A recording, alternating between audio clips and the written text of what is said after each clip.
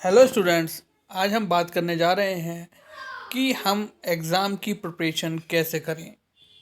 Student आप लोग के आगे बहुत बड़ी दिक्कत आती है कि एग्ज़ाम टाइम करीब आ चुका होता है लेकिन हम एग्ज़ाम को लेकर बिल्कुल प्रिपेयर नहीं होते।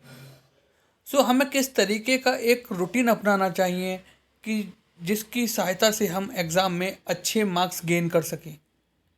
स्टूडेंट्स, आइए हम डिस्कस करते हैं कि how to prepare for an examination, यानी कि हम परीक्षा को तैयारी के लिए कैसे अच्छे से प्रिपेयर हो।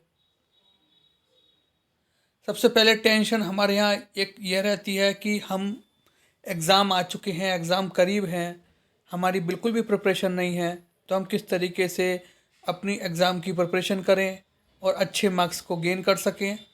उसके लिए फ़र्स्ट हमारे पास होता है कि टू डू लिस्ट, हमें क्या करना है। एक हमें उसका पेपर वर्क करके एक लिस्ट बनानी चाहिए।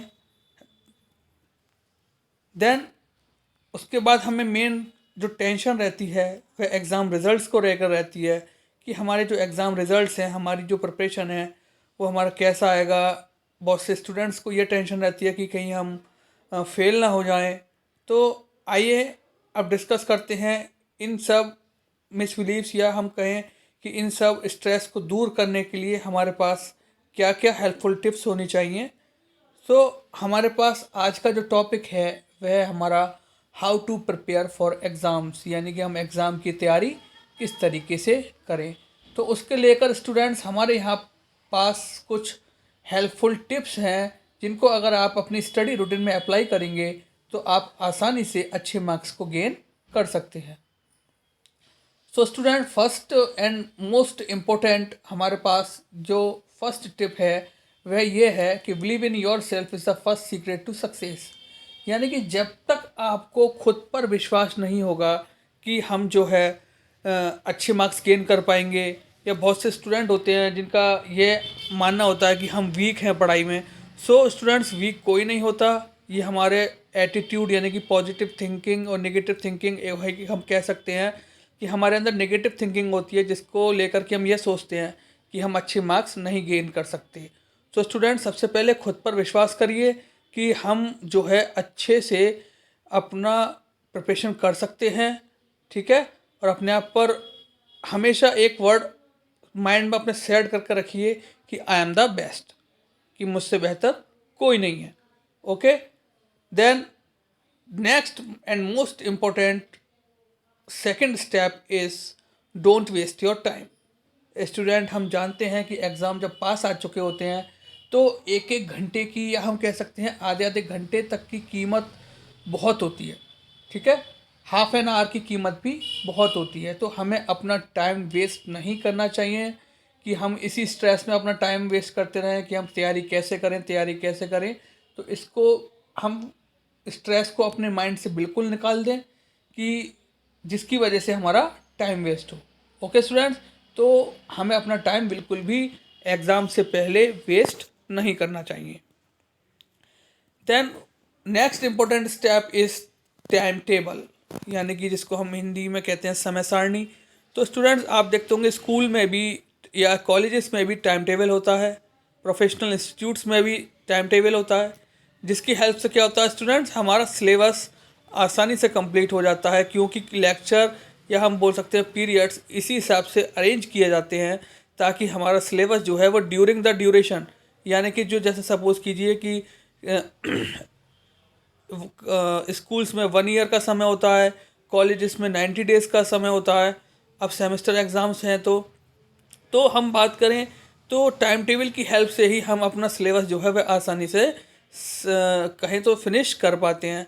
तो स्टूडेंट, हमें भी अपने डेली लाइफ के रूटीन में टाइम टेबल को प्रिपेयर करना चाहिए। टाइम टेबल किस तरीके से, जैसे सुबह हमारा उठने का टाइम क्या होगा, देन उठने के टाइम के बाद हम कितनी देर में फ्रेश हो पाएंगे, देन फ्रेश होने के बाद हम जो है कितनी देर में अपना जो है फ्रेश होने के बाद नहाने जाना है हमें, ठीक है। और कितनी देर में हम ब्रेकफास्ट कर लेंगे, देन ब्रेकफास्ट के बाद हमें किस जो सब्जेक्ट है उसको हमें पढ़ना है, देन उस सब्जेक्ट पर हमें कितना समय देना है।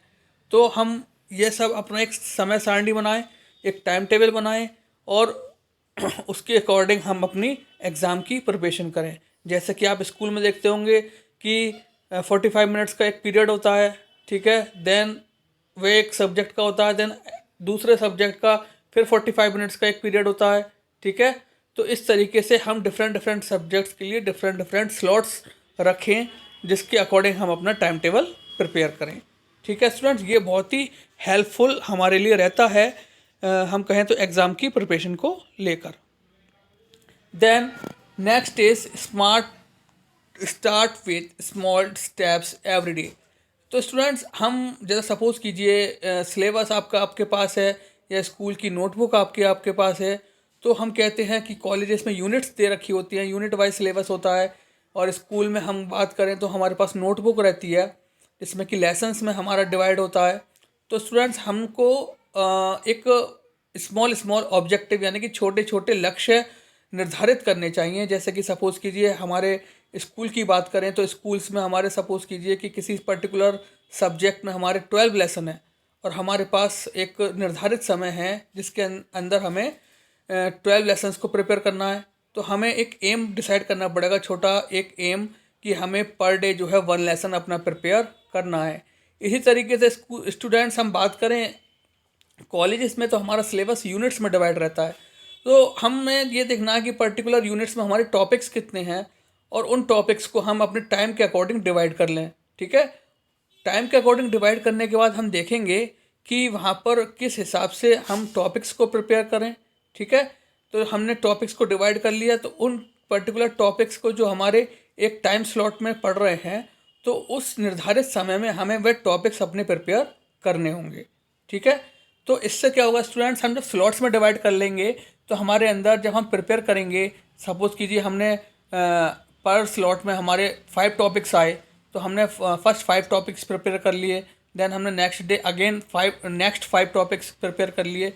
तो हमारे अंदर एक सेल्फ कॉन्फिडेंस बिल्डअप होगा, ठीक है। वह सेल्फ कॉन्फिडेंस हमारे लिए क्या होगा, अच्छे मार्क्स लाने में हमारी हेल्प करेगा।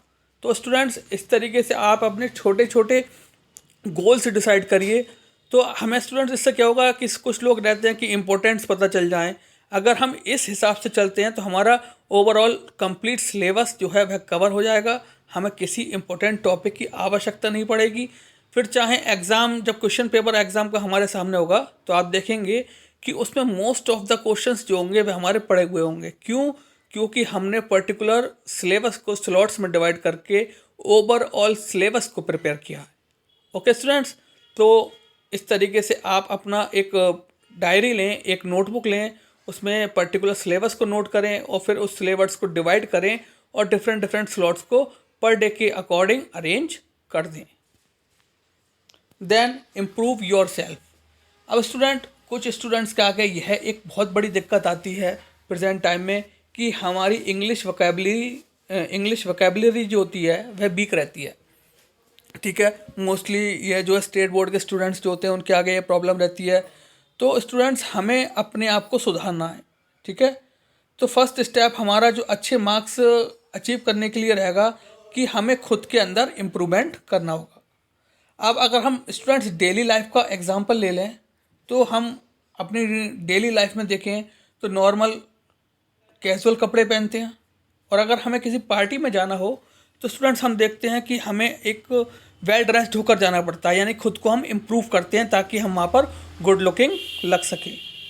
तो आप समझ रहे हैं मेरी बात को कि जब हम कहीं जा रहे हैं तो हम अपने आप को अच्छा दिखाने के लिए हम क्या करते हैं स्टूडेंट, वहाँ पर वेल ड्रेस्ड होकर जाते हैं। तो यहाँ पर भी हमें वेल मेंटेन होना पड़ेगा पढ़ाई के लिए। तो स्टूडेंट्स, यहाँ पर हमें वेल मेंटेन होना पड़ेगा,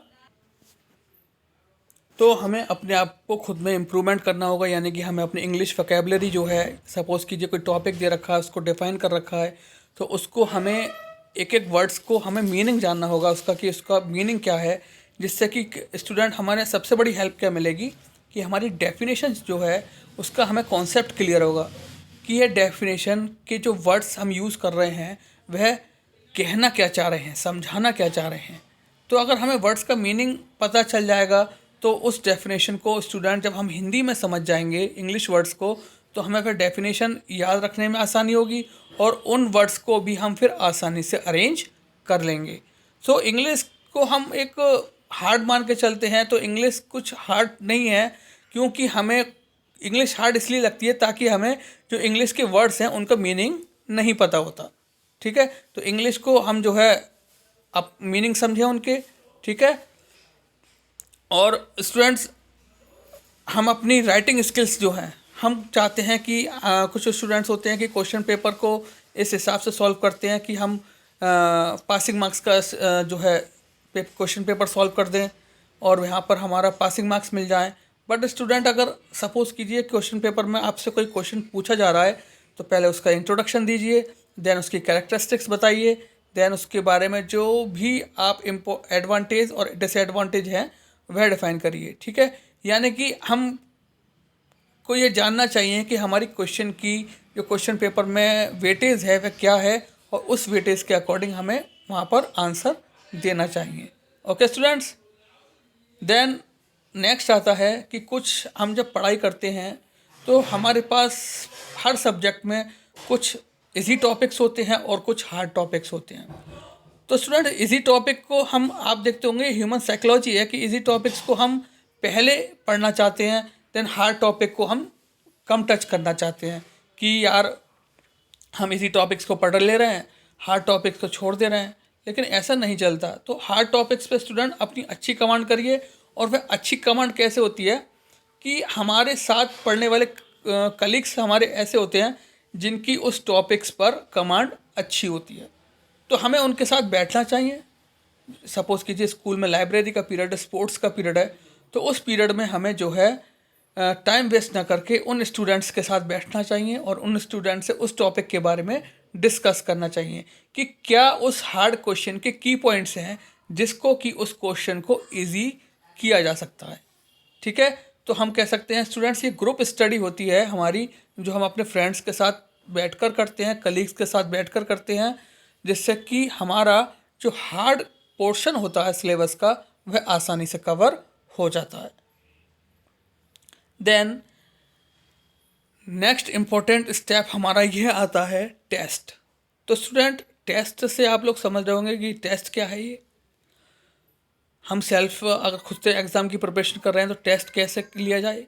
सो स्टूडेंट हम जानते हैं कि कुछ क्वेश्चंस हमें पता होता है कि यह हमारे एग्ज़ाम के पॉइंट ऑफ व्यू से इम्पोर्टेंट है। ठीक है, तो उन क्वेश्चंस को जब हम प्रिपेयर कर लेते हैं, जैसे मैंने आपसे बोला कि हम अपने सिलेबस को स्लॉट्स में डिवाइड कर लेंगे और फिर उन स्लॉट्स को डिवाइड यानी कि स्मॉल स्मॉल एम्स में, छोटे छोटे लक्ष्य में डिवाइड कर लेंगे और फिर उनको प्रिपेयर करेंगे। तो स्टूडेंट सपोज़ कीजिए हमने फर्स्ट स्लॉट अपना प्रिपेयर कर लिया, तो उस फर्स्ट स्लॉट को प्रिपेयर करने के बाद हम अपना सेल्फ एग्जामिन करेंगे, यानी कि खुद से हम क्वेश्चन पेपर बनाएंगे, खुद से उस क्वेश्चन पेपर को सॉल्व करेंगे, जिससे कि हमें पता चल जाएगा स्टूडेंट्स कि हमने जो पढ़ा है या हमने जो प्रिपरेशन की है वह हमारी कितने % सक्सेस हुई। ठीक है, तो इससे भी हमारा सेल्फ कॉन्फिडेंस जो है वह बिल्ड होता है, आत्मविश्वास हमारा बढ़ता है।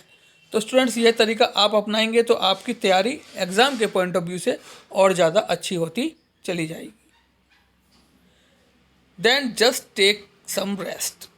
अब स्टूडेंट हमारे पास स्ट्रेस एग्ज़ाम में लेकर बहुत होता है, लेकिन हम कहते हैं कि हम कभी कभी इतना पढ़ लेते हैं कि हम जो है, बहुत से स्टूडेंट्स होते हैं जिनकी तबीयत ख़राब हो जाती है, सिर हेडेक होने लगता है, सिर में दर्द हो जाता है जिसको, और बहुत से स्टूडेंट्स की आइज़ पेन करने लगती हैं, आँखों में दर्द हो जाता है। तो इन सब परेशानी को दूर करने के लिए हम स्टूडेंट्स क्या करें, तो इसका एक उपाय है कि हम थोड़ी देर आराम करें, रेस्ट करें।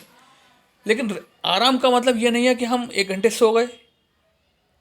तो अगर हम कहें तो मॉडर्न टाइम में जो हमारे माइंड का स्ट्रेस दूर करने के लिए सबसे बढ़िया उपाय जो है वह है लिसन सॉन्ग्स। यानी कि स्टूडेंट्स हम जो सॉन्ग्स पसंद करते हैं, रोमांटिक सॉन्ग, मोटिवेशनल सॉन्ग्स, तो स्टूडेंट्स मेरा आप सभी से कहना यह होगा कि हम मोटिवेशनल सॉन्ग्स सुने।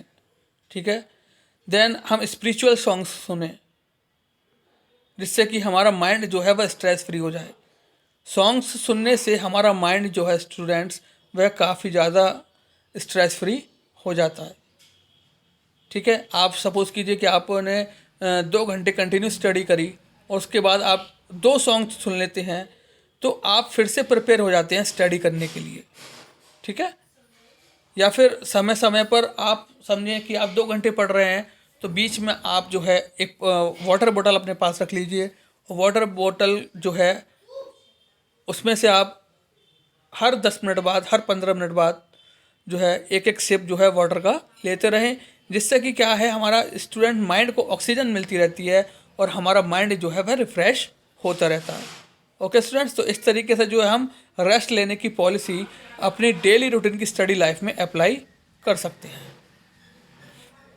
तो स्टूडेंट्स, आई होप जो मैंने आज आपसे स्टडी को लेकर, एग्ज़ाम की प्रिपरेशन को लेकर पॉइंट्स डिस्कस किए हैं, उसे आप अपनी लाइफ में अप्लाई करेंगे। और आई होप अगर आप अप्लाई करते हैं इन पॉइंट्स को और इन पॉइंट्स पर आप स्ट्रिक्टली फॉलो करते हैं, तो आपका एग्ज़ाम का रिज़ल्ट बहुत अच्छा रहेगा। So students, good luck for your examination and do the best, and I hope you get better result. Okay students, bye.